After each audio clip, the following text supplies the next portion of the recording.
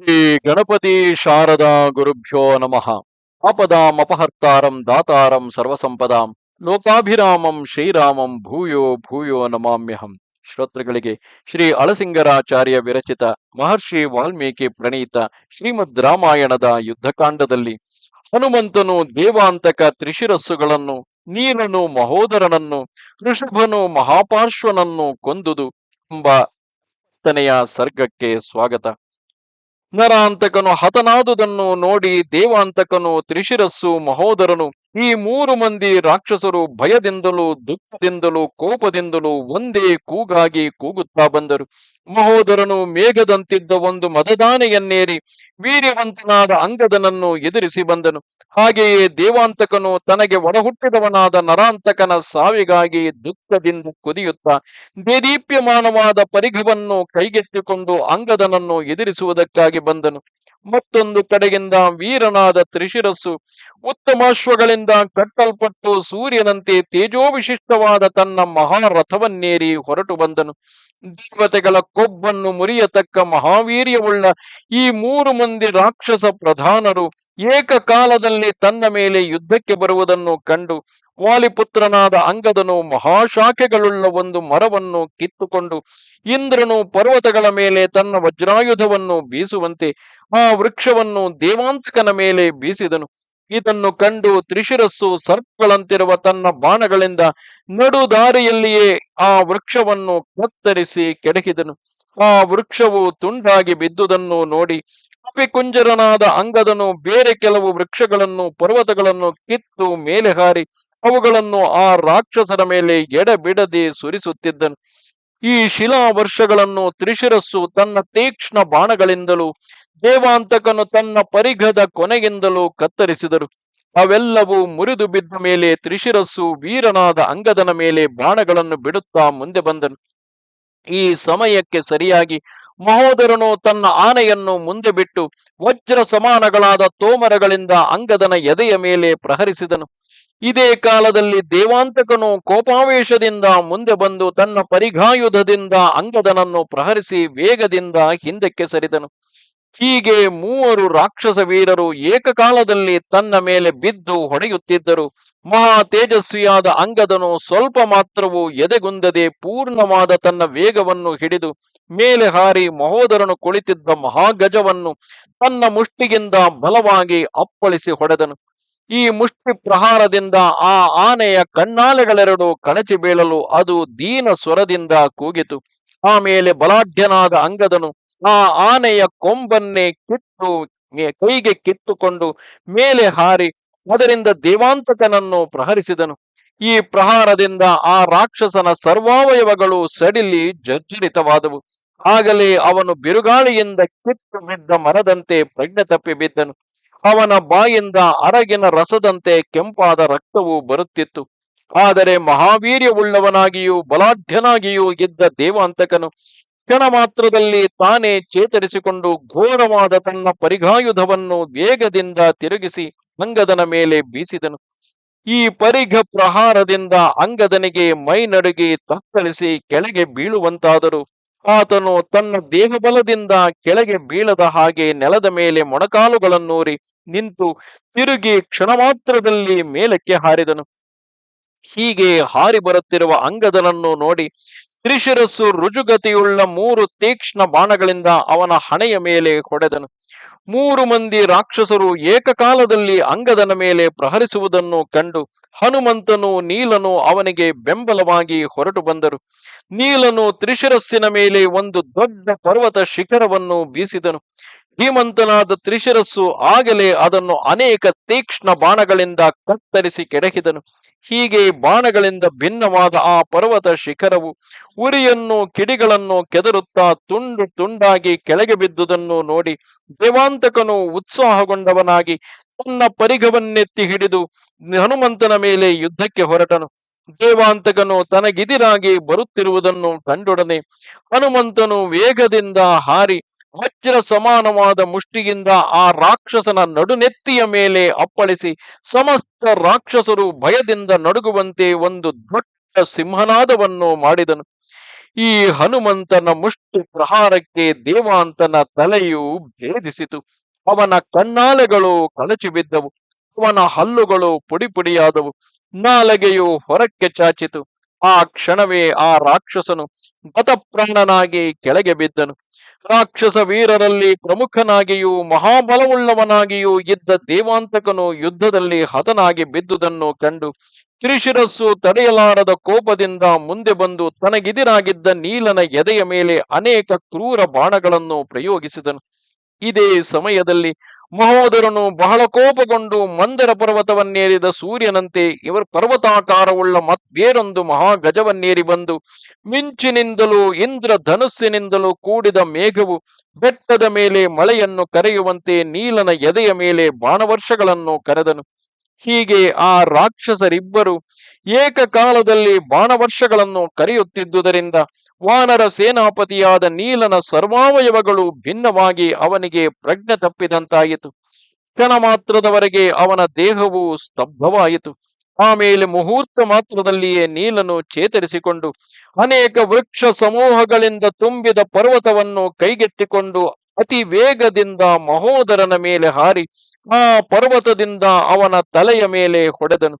ಈ ಪರ್ವತ ಪ್ರಹಾರದಿಂದ ಮಹೋದರನು ವಜ್ರದಿಂದ ಭೇದಿಸಲ್ಪಟ್ಟ ಪರ್ವತದಂತೆ ತಾನು ಕುಳಿತಿದ್ದ ಆನೆಯೊಡನೆ ನಜ್ಜ ಬುಜ್ಜಾಗಿ ಸತ್ತು ಕೆಳಗೆ ಬಿದ್ದನು.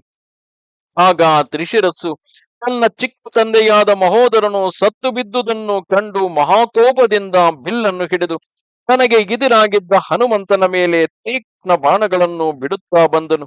ಇದರಿಂದ ಹನುಮಂತನು ಬಹಳ ಕೋಪಗೊಂಡು ಅವನ ಮೇಲೆ ಒಂದು ಪರ್ವತ ಶಿಖರವನ್ನು ಬೀಸಿದನು. ಬಲಾಢ್ಯನಾದ ತ್ರಿಶಿರಸ್ಸು ಆ ಪರ್ವತ ಶಿಖರವನ್ನು ತನ್ನ ತೀಕ್ಷ್ಣ ಬಾಣಗಳಿಂದ ನೂರಾರು ತುಂಡಾಗಿ ಭೇದಿಸಿ ಕೆಡಹಿದನು. ಆಗ ಹನುಮಂತನು ತಾನು ಬೀಸಿದ ಪರ್ವತ ಶಿಖರವು ವ್ಯರ್ಥವಾದುದನ್ನು ನೋಡಿ ಕೋಪಗೊಂಡು ರಾವಣ ಪುತ್ರನಾದ ಆ ತ್ರಿಶಿರಸ್ಸಿನ ಮೇಲೆ ಎಡಬಿಡದೆ ವೃಕ್ಷ ವರ್ಷವನ್ನು ಕರೆಯುವುದಕ್ಕೆ ತೊಡಗಿದನು. ವೀರ್ಯಶಾಲಿಯಾದ ತ್ರಿಶಿರಸ್ಸು ಆ ವೃಕ್ಷ ಸಮೂಹವನ್ನು ಕೂಡ ತನ್ನ ತೀಕ್ಷ್ಣ ಬಾಣಗಳಿಂದ ಆಕಾಶದಲ್ಲಿಯೇ ಕತ್ತರಿಸಿ ಕೆಡಹುತ್ತಾ ಆಗಾಗ ಸಿಂಹನಾದ ಮಾಡುತ್ತಿದ್ದನು. ಆಗ ಹನುಮಂತನು ತನ್ನ ವೃಕ್ಷಗಳು ವಿಫಲವಾದುದನ್ನು ನೋಡಿ ಕೋಪದಿಂದ ಮೇಲೆ ಹಾರಿ ಸಿಂಹವು ಆನೆಯನ್ನು ಭೇದಿಸುವಂತೆ ಆ ತ್ರಿಶಿರಸ್ಸಿನ ರಥಾಶ್ವಗಳನ್ನು ತನ್ನ ಉಗುರುಗಳಿಂದ ಭೇದಿಸಿದನು. ಇದನ್ನು ನೋಡಿ ತ್ರಿಶಿರಸ್ಸು ಕಾಳರಾತ್ರಿಯೊಡಗೂಡಿ ಬರುವ ಯಮನಂತೆ ಒಂದು ದಿವ್ಯ ಶಕ್ತಿಯನ್ನೆತ್ತಿಕೊಂಡು ಬಂದು ಅದನ್ನು ಹನುಮಂತನ ಮೇಲೆ ಪ್ರಯೋಗಿಸಿದನು.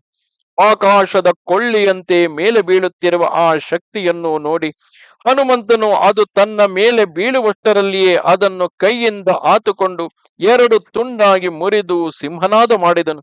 ಹೀಗೆ ಅತಿ ಘೋರವಾದ ಶಕ್ತಿಯಾಯುಧವು ಹನುಮಂತನ ಕೈಯಿಂದ ಭಗ್ನವಾದುದನ್ನು ನೋಡಿ ಅಲ್ಲಿದ್ದ ವಾನರ ಸೇನೆಯೆಲ್ಲವೂ ಪರಮ ಸಂತೋಷದಿಂದ ಮೇಘ ಧ್ವನಿಯಂತೆ ಸಿಂಹನಾದ ಮಾಡಿದವು. ಆಮೇಲೆ ತ್ರಿಶಿರಸ್ಸು ತನ್ನ ಕತ್ತಿಯನ್ನು ಹಿಡಿದು ಬಂದು ಅದರಿಂದ ಹನುಮಂತನ ಉಬ್ಬಿದ ಎದೆಯ ಮೇಲೆ ಹೊಡೆದನು. ಈ ಖಡ್ಗ ಪ್ರಹಾರದಿಂದ ನೊಂದ ಹನುಮಂತನು ತನ್ನ ಅಂಗೈಯಿಂದ ತ್ರಿಶಿರಸ್ಸಿನ ಎದೆಯ ಮೇಲೆ ಅಪ್ಪಳಿಸಿದನು. ಆ ತಲಪ್ರಹಾರಕ್ಕೆ ತ್ರಿಶಿರಸ್ಸಿನ ಖಡ್ಗವು ಕೈಯಿಂದ ಸಡಲಿ ಅವನು ಮೂರ್ಛಿತನಾಗಿ ಕೆಳಗೆ ಬಿದ್ದನು. ಅವನು ಬೀಳುವಷ್ಟರಲ್ಲಿ ಪರ್ವತಾಕಾರವುಳ್ಳ ಹನುಮಂತನು ಅವನ ಕೈಯಿಂದ ಖಡ್ಗವನ್ನು ಕಿತ್ತುಕೊಂಡು ತನ್ನ ಧ್ವನಿಯಿಂದಲೇ ಸಮಸ್ತ ರಾಕ್ಷಸರನ್ನು ನಡುಗಿಸುವಂತೆ ಸಿಂಹನಾದ ಮಾಡಿದನು. ಇಷ್ಟರಲ್ಲಿ ತ್ರಿಶಿರಸ್ಸು ಮೆಲ್ಲಗೆ ಪ್ರಜ್ಞೆಯನ್ನು ಹೊಂದಿ ಆ ಹನುಮಂತನ ಸಿಂಹನಾದ ಧ್ವನಿಯನ್ನು ಕೇಳಿ ಸಹಿಸಲಾರದೆ ಅವನ ಮೇಲೆ ಹಾರಿ ಮುಷ್ಟಿಯಿಂದ ಆ ಹನುಮಂತನನ್ನು ಹೊಡೆದನು. ಆ ಮುಷ್ಟಿ ಪ್ರಹಾರದಿಂದ ಹನುಮಂತನು ಮತ್ತಷ್ಟು ಕೋಪಗೊಂಡು ಆ ರಾಕ್ಷಸನ ಮೇಲೆ ಹಾರಿ ಅವನ ಕಿರೀಟವನ್ನು ಮೆಟ್ಟಿ ಹಿಡಿದು ಪೂರ್ವದಲ್ಲಿ ದೇವೇಂದ್ರನು ತ್ವಷ್ಟಪುತ್ರನಾದ ವಿಶ್ವರೂಪನ ತಲೆಗಳನ್ನು ಕಡಿದಂತೆ ತನ್ನ ಕೈಯಲ್ಲಿದ್ದ ತೀಕ್ಷ್ಣವಾದ ಆ ಕತ್ತಿಯಿಂದಲೇ ಕಿರೀಟ ಕುಂಡಲಾದಿಗಳಿಂದ ಅಲಂಕೃತವಾದ ಆ ತ್ರಿಶಿರಸ್ಸಿನ 3 ತಲೆಗಳನ್ನು ಕತ್ತರಿಸಿ ಬಿಟ್ಟನು. ಉರಿಯುವ ಬೆಂಕಿಯಂತಿರುವ ಕಣ್ಣಾಲೆಗಳಿಂದಲೂ ಅಗಲವಾದ ಬಿಚ್ಚಿದ ರೆಪ್ಪೆಗಳಿಂದಲೂ ಕೂಡಿ ಪರ್ವತ ಶಿಖರಗಳಂತಿದ್ದ ಆ 3 ತಲೆಗಳು ಪುಣ್ಯ ಫಲವನ್ನು ಅನುಭವಿಸಿ ತೀರಿದ ಮೇಲೆ ಆಕಾಶದಿಂದ ಬೀಳುವ ಜ್ಯೋತಿಗಳಂತೆ ಕೆಳಗೆ ಬಿದ್ದವು. ಹೀಗೆ ಇಂದ್ರ ಪರಾಕ್ರಮವುಳ್ಳ ಹನುಮಂತನಿಂದ ದೇವಶತ್ರುವಾದ ತ್ರಿಶಿರಸ್ಸು ಹತನಾಗಿ ಬಿದ್ದುದನ್ನು ನೋಡಿ ಸಮಸ್ತ ವಾನರರು ಸಂತೋಷದಿಂದ ಸಿಂಹನಾದ ಮಾಡಿದರು. ಆ ತ್ರಿಶಿರಸ್ಸಿನ ತಲೆಯು ಬಿದ್ದ ಮಾತ್ರಕ್ಕೆ ರಣಭೂಮಿಯೆಲ್ಲವೂ ನಡುಗಿತು. ಲಾಗಿ ರಾಕ್ಷಸರೆಲ್ಲರೂ ಭಯದಿಂದ ದಿಕ್ಕು ದಿಕ್ಕಿಗೆ ಪಲಾಯನ ಮಾಡಿದರು. ಹೀಗೆ ಆ ಯುದ್ಧದಲ್ಲಿ ತ್ರಿಶಿರಸ್ಸು ಮಹೋದರನು ದುರ್ಜಯರಾದ ದೇವಾಂತಕ ನರಾಂತಕರು ವಾನರರಿಂದ ಹತರಾದುದನ್ನು ನೋಡಿ ರಾಕ್ಷಸ ಪುಂಗವನಾದ ಮತ್ತನೆಂಬ ನಾಮಾಂತರವುಳ್ಳ ಆ ಮಹಾಪಾರ್ಶ್ವನಿಗೆ ತಡೆಯಲಾರದಷ್ಟು ಕೋಪ ಉಂಟಾಯಿತು. ಆ ಕೋಪದಿಂದ ಮಹಾಪಾರ್ಶ್ವನು ಉರಿಯನ್ನು ಕತ್ತುತ್ತಿರುವ ಭಯಂಕರವಾದ ಉಕ್ಕಿನ ಗದೆಯೊಂದನ್ನು ಕೈಗೆತ್ತಿಕೊಂಡು ಹೊರಟನು. ಆ ಗದೆಯಾದರೂ ನಡುವೆ ಚಿನ್ನದ ಕಟ್ಟುಗಳಿಂದ ಕಂಗೊಳಿಸುತ್ತಿರುವುದು. ಇದುವರೆಗೆ ಹಿಂದೆ ಎಷ್ಟೋ ಶತ್ರುಗಳನ್ನು ಕೊಂದು ನೊರೆಗಿಟ್ಟಿದ ರಕ್ತ ಮಾಂಸಗಳಿಂದ ಭಯಂಕರವಾಗಿರುವುದು. ಈಗಿನ ಯುದ್ಧದಲ್ಲಿಯೂ ಅನೇಕ ಶತ್ರುಗಳ ರಕ್ತದಿಂದ ತೊಯ್ದು ತೇಜಸ್ಸಿನಿಂದ ದೇದೀಪ್ಯಮಾನವಾಗಿರುವುದು. ಅಲ್ಲಲ್ಲಿ ಕೆಂಪಾದ ಹೂದಂಡಗಳಿಂದ ಅಲಂಕರಿಸಲ್ಪಟ್ಟಿರುವುದು. ಐರಾವತ, ಪುಂಡರೀಕ, ಸಾರ್ವಭೌಮಗಳೆಂಬ ಪ್ರಧಾನ ದಿಗ್ಗಜಗಳಿಗೂ ಕೂಡ ನೋಡಿದ ಮಾತ್ರಕ್ಕೆ ಭಯವನ್ನು ಹುಟ್ಟಿಸುವಂತಿರುವುದು. ಅಂತಹ ಗದೆಯನ್ನು ಕೈಗೆತ್ತಿಕೊಂಡು ರಾಕ್ಷಸ ವೀರನಾದ ಮಹಾಪಾರ್ಶ್ವನು ಪ್ರಳಯ ಕಾಲದ ಬೆಂಕಿಯಂತೆ ಕೋಪದಿಂದ ಉರಿಯುತ್ತಾ ವಾನರರನ್ನು ಬೆನ್ನಟ್ಟಿ ಬಂದನು. ಇದನ್ನು ನೋಡಿ ಬಲಾಢ್ಯನಾದ ಋಷಭನೆಂಬ ಕಪಿವೀರನು ಒಂದೇ ನೆಗೆತಕ್ಕೆ ಹಾರಿ ಬಂದು ರಾವಣನ ತಮ್ಮನಾದ ಆ ಮಹಾಪಾರ್ಶ್ವನನ್ನು ತಡೆದು ಮುಂದೆ ನಿಂತುದನ್ನು ನೋಡಿ ಮಹಾಪಾರ್ಶ್ವನು ಕೋಪಗೊಂಡು ವಜ್ರ ಸಮಾನವಾದ ತನ್ನ ಗದೆಯಿಂದ ಅವನ ಎದೆಯ ಮೇಲೆ ಹೊಡೆದನು. ಈ ಗದಾ ಪ್ರಹಾರಕ್ಕೆ ಋಷಭನ ಎದೆಯು ಭೇದಿಸಿದಂತಾಯಿತು. ಅವನ ದೇಹವು ನಡುಗಿತು. ಬಹಳವಾಗಿ ರಕ್ತವು ಕಿತ್ತುಕೊಂಡಿತು. ಇದರಿಂದ ಇವನಿಗೆ ಕ್ಷಣಕಾಲದವರೆಗೆ ಪ್ರಜ್ಞೆ ತಪ್ಪಿದಂತಾದರೂ ಸ್ವಲ್ಪ ಕಾಲದ ಮೇಲೆ ಮೆಲ್ಲಗೆ ಚೇತರಿಸಿಕೊಂಡು ಆ ರಾಕ್ಷಸನ ಮೇಲೆ ಬಿದ್ದು ಅವನ ಕೈಯಲ್ಲಿದ್ದ ಭಯಂಕರವಾದ ಗದೆಯನ್ನು ಕಿತ್ತುಕೊಂಡು ಅದನ್ನು ಗಿರನೆ ತಿರುಗಿಸಿ ಅದರಿಂದಲೇ ಮಹಾಬಲಾಢ್ಯನಾದ ಆ ಮಹಾಪಾರ್ಶ್ವನನ್ನು ಪ್ರಹರಿಸಿದನು. ಇದರಿಂದ ಮಹಾಪಾರ್ಶ್ವನಿಗೆ ತನ್ನ ಗದೆಯೇ ತನಗೆ ಮೃತ್ಯುವಾಯಿತು. ಆ ಗದಾ ಪ್ರಹಾರದಿಂದ ಹಲ್ಲು ಮುರಿದು ಕಣ್ಣು ಕಳಚಿ ಅವನು ವಜ್ರಾಹತವಾದ ಪರ್ವತದಂತೆ ಸತ್ತು ಕೆಳಗೆ ಬಿದ್ದನು. ಹೀಗೆ ರಾಕ್ಷಸವೀರನಾದ ಮಹಾಪಾರ್ಶ್ವನು ಗದಾ ಪ್ರಹಾರದಿಂದ ಸತ್ತು ಕೆಳಗೆ ಬಿದ್ದುದನ್ನು ನೋಡಿ ಸಮಸ್ತ ರಾಕ್ಷಸ ಸೈನ್ಯಗಳು ಭಯದಿಂದ ಪಲಾಯನ ಮಾಡಿದವು.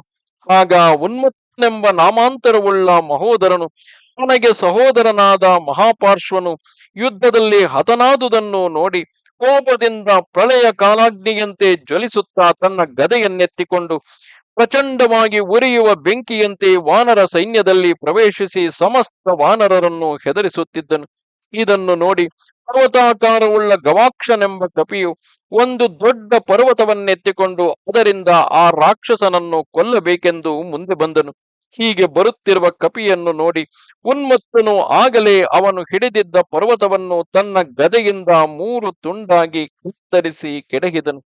ಆಗ ಗವಾಕ್ಷನು ತಾನು ತಂದ ಪರ್ವತವು ರಾಕ್ಷಸನಿಂದ ಪ್ರತಿಹತವಾದುದನ್ನು ನೋಡಿ ಆ ರಾಕ್ಷಸನ ಪರಾಕ್ರಮಕ್ಕಾಗಿ ತನ್ನಲ್ಲಿ ತಾನೇ ಆಶ್ಚರ್ಯಪಡುತ್ತಾ ಕೋಪದಿಂದ ಆಗಾಗ ಸಿಂಹನಾದ ಮಾಡುತ್ತಿದ್ದನು. ಇಷ್ಟರಲ್ಲಿಯೇ ಉನ್ಮತ್ತನು ಜ್ವಲಿಸುವ ತನ್ನ ಗದೆಯನ್ನೆತ್ತಿ ಅದರಿಂದ ಗವಾಕ್ಷನ ಎದೆಯ ಮೇಲೆ ಹೊಡೆದನು. ಈ ಗದಾ ಪ್ರಹಾರದಿಂದ ಗವಾಕ್ಷನಿಗೆ ಪ್ರಜ್ಞೆ ತಪ್ಪಿತು. ಅವನ ದೇಹವೆಲ್ಲವೂ ರಕ್ತಮಯವಾಯಿತು. ಆದರೆ ಅವನು ಕ್ಷಣ ಮಾತ್ರದಲ್ಲಿಯೇ ತಿರುಗಿ ಚೇತರಿಸಿಕೊಂಡು ಮೇಲೆದ್ದು ಬಂದು ಆ ಉನ್ಮತ್ತನ ತಲೆಯ ಮೇಲೆ ಅಂಗೈಯಿಂದ ಹೊಡೆದನು. ಈ ಪ್ರಹಾರದಿಂದ ಪರ್ವತಾಕಾರವುಳ್ಳ ಆ ರಾಕ್ಷಸನು ಹಲ್ಲು ಮುರಿದು ಕಣ್ಣಾಲೆಗಳು ಕಿತ್ತು ಕೆಳಗೆ ಬಿದ್ದನು.